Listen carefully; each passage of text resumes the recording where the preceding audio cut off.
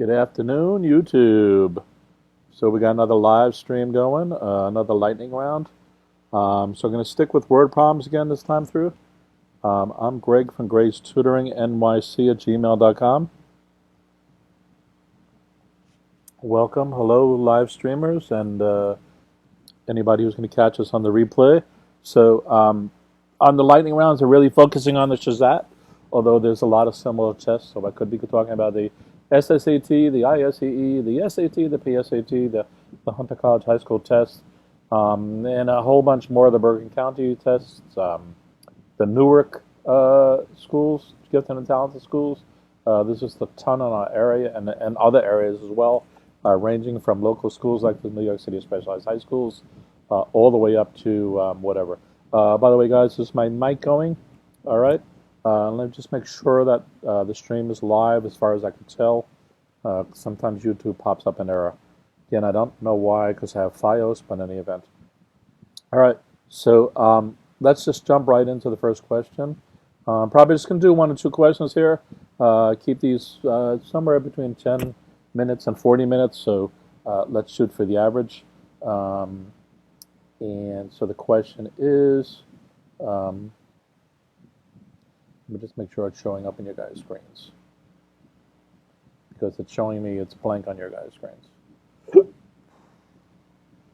All right, there we go. So a club has a maximum occupancy of 399. That's the number of people that can fit in the room, so to speak, or in this case, the club. It is currently 2/3 occupied. Every hour, the club is able to process 60 additional patrons. If on average 15 patrons leave an hour, about how long will it take to reach maximum occupancy? So this question isn't so much hard that there's a couple of numbers flying around, and there's a couple of arithmetic things we have to do. And there's also kind of a keyword or two here as well. So let's take it a sentence at a time and do our normal where we're within each sentence, we're ripping each sentence apart. And as we build up phrases and sentences, we just keep adding information to our knowledge base, including writing down anything that's given, including producing any formulas that are necessary, and including asking ourselves questions about the problem as we're going through it. And the questions we ask may not be the ultimate question that the problem's asking us, but we're trying to get in touch, become one with the problem, make sure we understand it, so that when we finally get to the question they're asking, that we can actually answer it. And doubly so because a lot of these questions on the SHSAT and other tests, they have deep meaning to them. So we want to make sure that we're really getting to the bottom of that kind of stuff, all right? And you don't want to miss a subtle piece of wording or just the semantics of something. The semantics means what something means. So we don't want to miss meaning in some of these things. And as I keep saying, the problem with the hard questions, they're hard, and the problem with the easy questions is they're easy.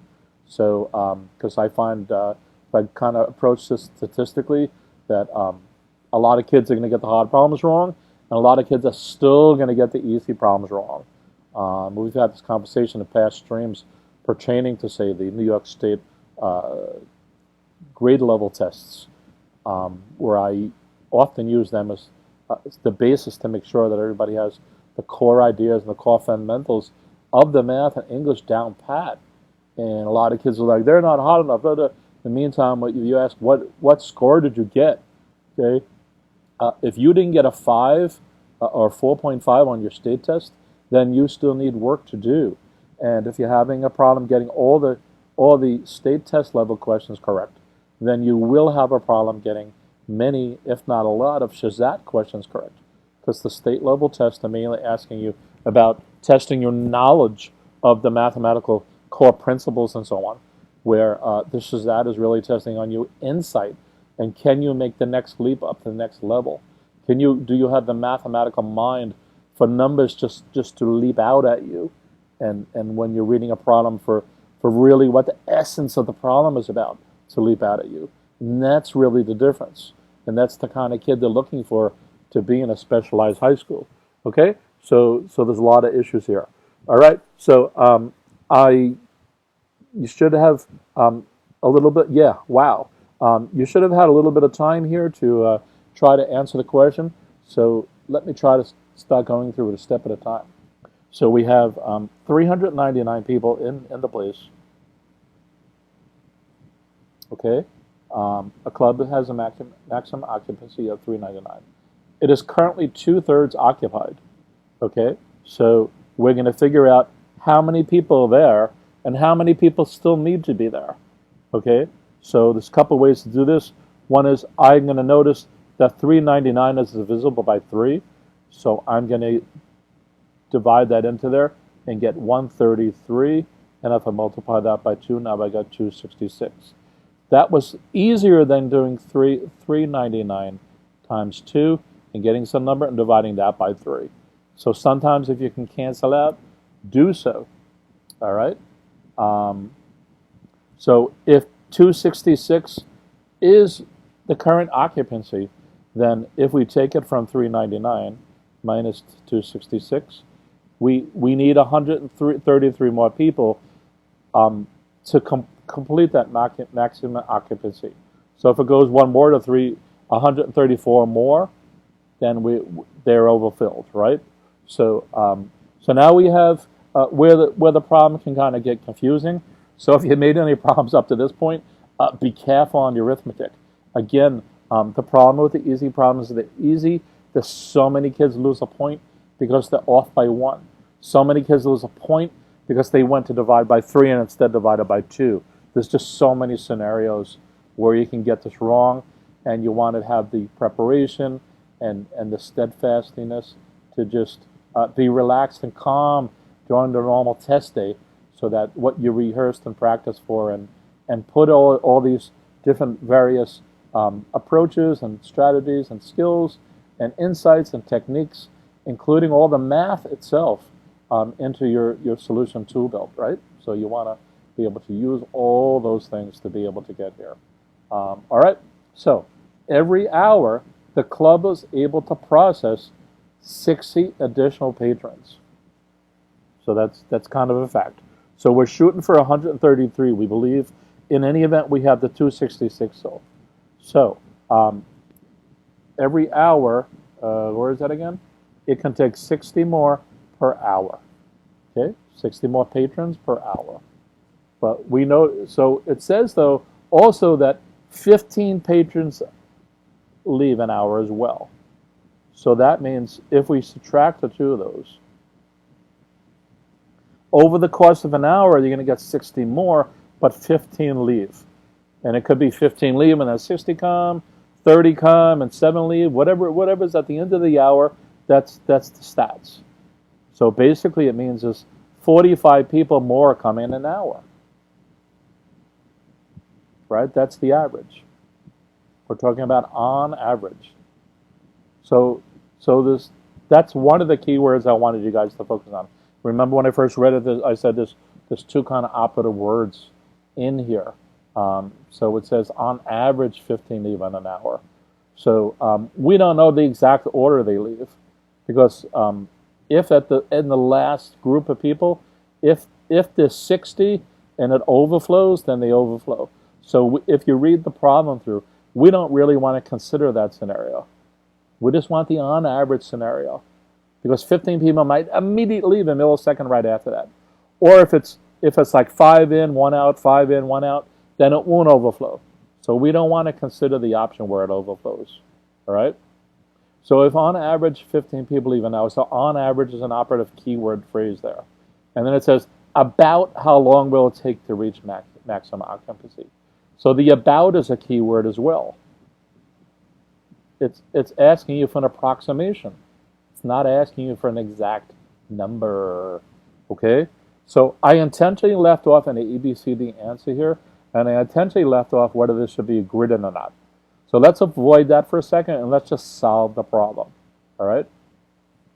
So really what we need to do is take the 133 and divide it by 45. That's it. Okay? And when you do that, you're going to get 2.95, and the 5 is going to keep repeating. All right, so you guys should do that by hand yourself just to make sure you get that number. I want to try to keep the live stream short and focused on the problem itself. All right, and this is 2.5 hours then. All right, because if you go back through the problem, it said every hour 60 came in, and an average 15 left every hour.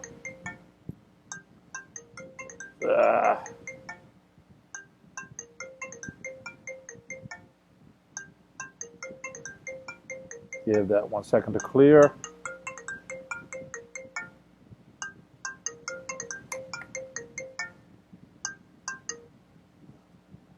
I forgot to turn off the interference thing.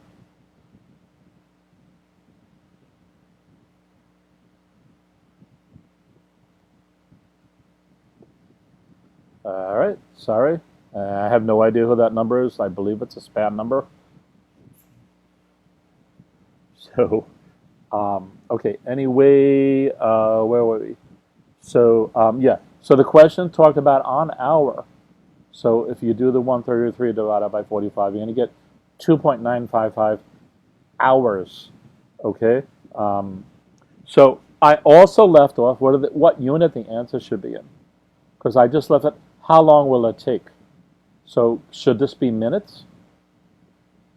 Okay. Should it be hours?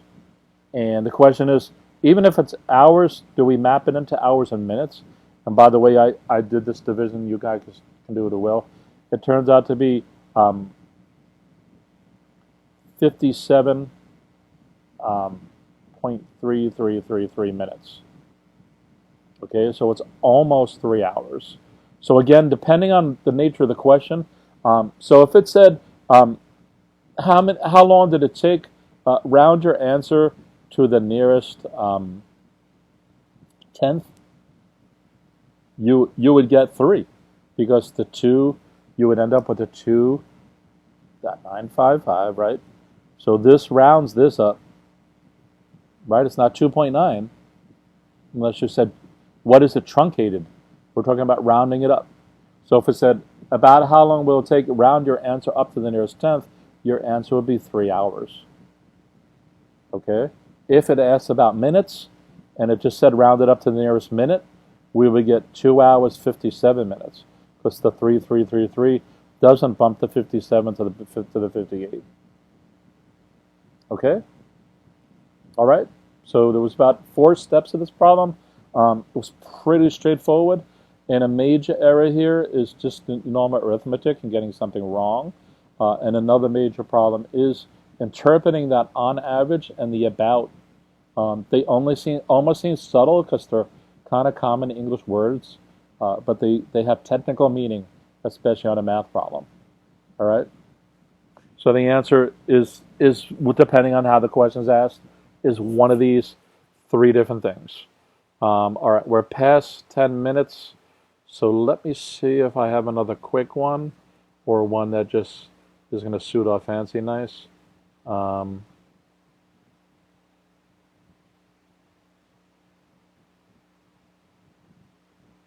Again, I'm Greg from GregsTutoringNYC at gmail.com. Okay, I'm going to do another one that's kind of wordy, and it might actually take 10 or 15 minutes, but let's try to get it stuck into there.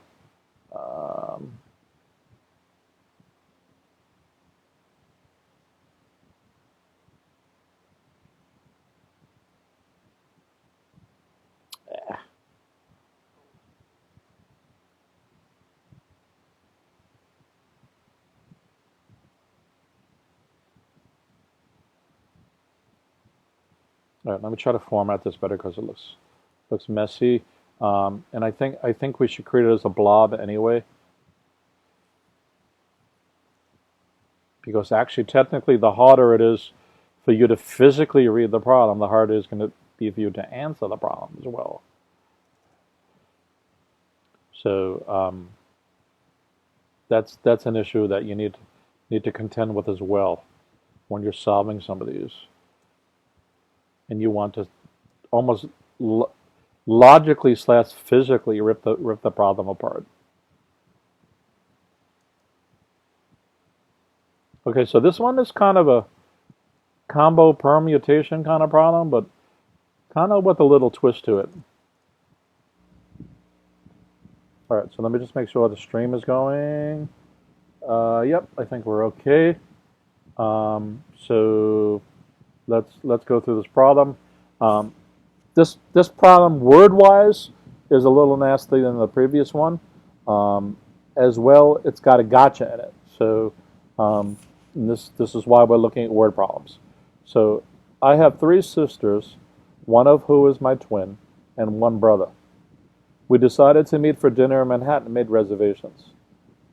But when we got to the restaurant, when we got there, the restaurant said they only had 1 table available, able to hold up to 2 people. How many possibilities are viable for at least some of us to be able to get a table? All right? So again, there's a bunch of people. We think we're all going to have dinner together. When we get there, that turns out to not be the case. So the first problem is the first sentence.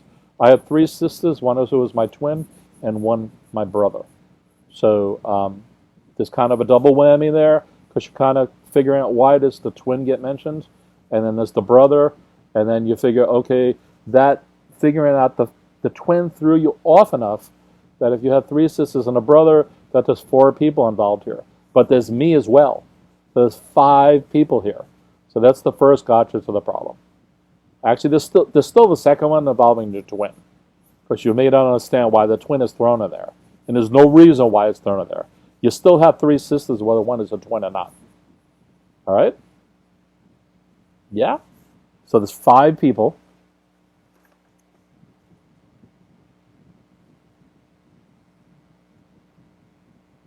Five peeps. Okay.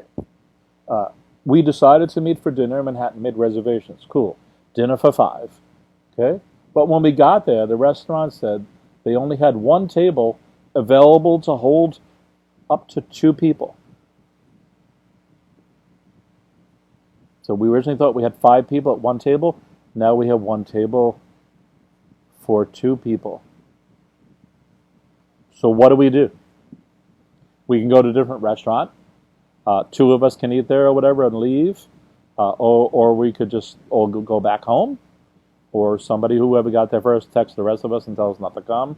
But none of these scenarios are what this question is about. All right? The question is, how many possibilities are viable for at least some of us to be able to get a table?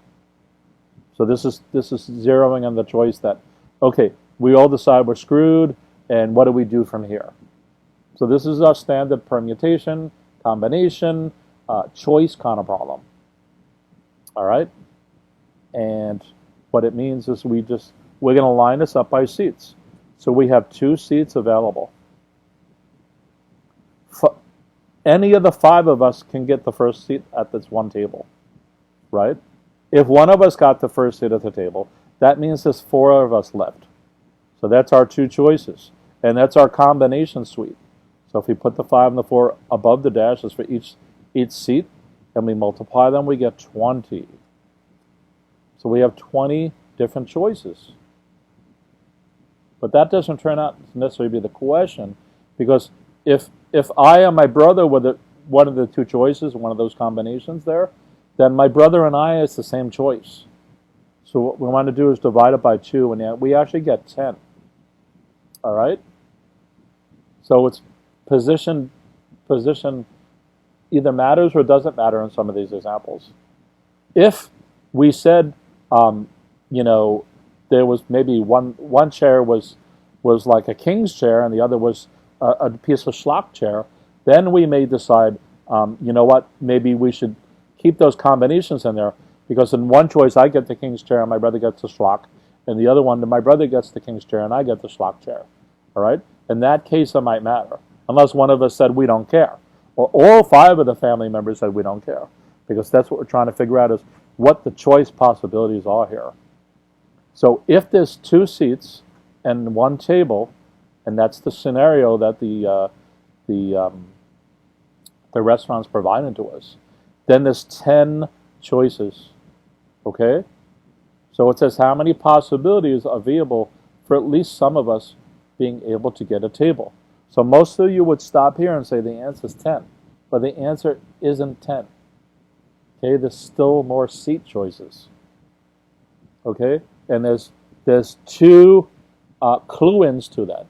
The first is it says they only had one table able to hold up to 2 people. So the scenario we presented so far is if 2 people are sitting at the table. Well, you might say, what's the other choice? 3, 4, or 5 can't work. There's still one. There's a choice that only one of us uses the table. And the rest of the 4 go home, have an argument, whatever, don't show up, or the other 4 go to another restaurant. But there is a scenario, because it says holds up to 2 people, that not only can it be 2 people sitting there in the family, but 1. And it also says how many possibilities are available for at least some of us being able to get a table. So that also kind of supports the concept there could be 1 or 2 people. So if there's only one choice, that means there's 5. So there's 5. So the answer is 5 plus 10, and that's 15. All right? Right, so there was a little twist. So we went through the standard kind of permutation solution and then realized it had a twist to it, that it said hold up to 2 people. It didn't say could hold 2 people. It said up to 2 people. And the scenario where it can hold 0 people, that's just nobody did it. So that's 0. So that doesn't come into play. All right? All right. So we're going over 23 minutes. So let's call this a day. I'm going to do another stream tomorrow morning with some of the ISEE-like SHSAT problems. All are grade 9, but again, if you're in grade 8 or grade 9, please tune into it.